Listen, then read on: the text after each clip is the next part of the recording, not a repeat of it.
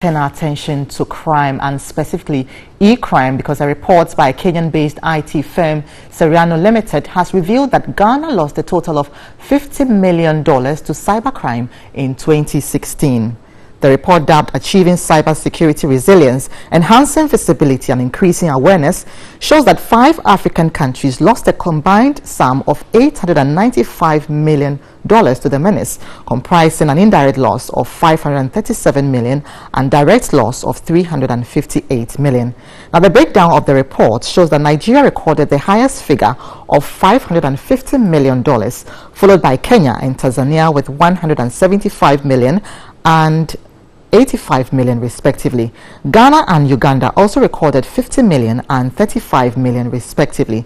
The report further reveals that insider threats, which refer to fraud involving information or employee abuse of IT systems and information, are a bigger security threat compared to outsiders for African organizations.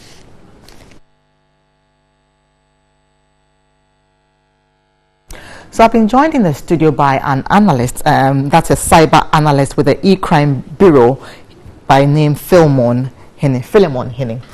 You are with the e-crimes bureau. You're welcome to Media Live. Well, thank you very much. So what is the country's level of vulnerability relating to economic or crime, electronic crime, that is? Okay, so when it comes to cyber crime, or what you call electronic crime, it's basically the crime committed through the cyberspace. Can you speak up a bit? So it's just a crime committed through the cyberspace. Okay. So crimes committed at the bank, crimes committed through using computer systems are electronic crimes. So I think here in our country, Ghana, the awareness of cybercrime is very low. Hence, we recorded a lot of cyber-related incidents. Because let me just give you a simple example. People do not buy softwares, they install pirate applications. Even institutions, they run with pirate operating systems, which leave most institutions very vulnerable to cyber-related crimes. Even the videos that we buy, the latest movies, we don't purchase them. We just download them from the online and we start using them. But this could contain some kind of viruses and other things. So which kind of organizations are we looking at? Are we looking at, for instance, SMEs or big firms? Which kind of organizations are we looking at? Well, when it comes to cybercrime, everyone is affected. Even the individual, you're sitting at home alone, you're also affected. Right. Because one way or the other, you use technology. You use your mobile phones, you use your computer to send emails, you surf the internet, you check your Facebook account. So when it comes to cybercrime, everyone is affected. But currently, the focus has been on the big institutions, the enterprises, because currently we had the unfortunate incident with one of the banks where their system was compromised and some money was transferred. Yes, this is the bank. And the bank is where the money is. And if you look at the statistics, the motivation for cybercrime is money. Yes, in our country, it's money. People going for the money, and the money is usually at the bank. And unfortunately, we have seen a lot of integrations at the banks. So third-party integration, bringing in systems to be able to meet customers' need, which introduce a lot of vulnerabilities. So by getting this system into the banking environment, makes it susceptible to hacking.